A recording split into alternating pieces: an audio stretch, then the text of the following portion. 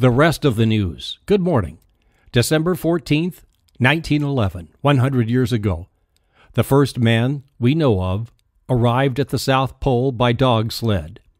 And in 1985, Wilma Mankiller became chief of the Cherokee Nation in Oklahoma.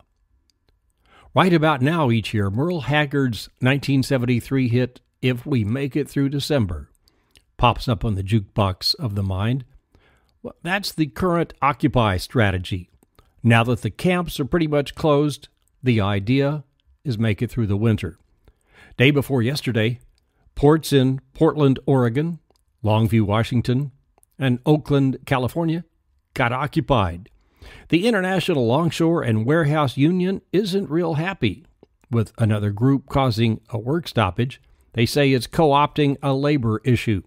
To Occupy, it's a political issue against the 1%, specifically Goldman Sachs, a major owner of a company that operates ports. Here's one prediction.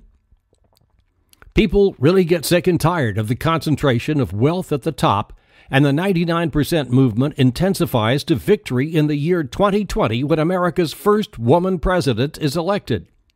Here's another. NBC last night said this coming summer's political season could rival 1968. That was, of course, Chicago and Miami. Occupy could be a major force in the summer of 2012. Replace Chicago with Charlotte, North Carolina, Miami with Tampa. Hard to replace the songs. Hey Jude, Sunshine of Your Love, Born to Be Wild, sitting on the dock of the bay. Oh, and if it is a lady president elected in 2020, doesn't that mean that at least one between now and then will be a one-termer? Here's another prediction. Wi-Fi connectivity between brain and computer in 2076. That is the 300th anniversary of American independence.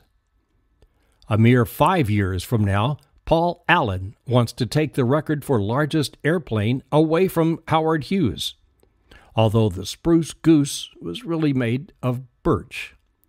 Microsoft co-founder's plane will hoist a rocket of 500,000 pounds payload for a launch from air to space. Wingspan of the plane is 380 feet. The Spruce Goose, which now resides at the Evergreen Aviation and Space Museum in McMinnville, Oregon, 320 feet. Still longer than a current 747 or Airbus 380. Meanwhile, out in the backyard, do-it-yourselfers, space enthusiasts, are working on putting together a rocket kit. A kit to cost $5,000 to build your own rocket that will fly to the moon.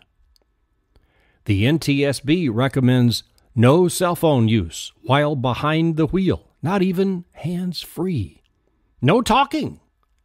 And no public reaction yet from Alec Baldwin. So if December is causing the blues and there's a social media posting, help is on the way. Facebook launched a new suicide prevention aid yesterday. Click Report, Harmful Behavior, Suicidal Content, and a crisis representative will make contact. If we can make it through December. See you tomorrow. Thanks for listening to the rest of the news. This is Dan Earhart.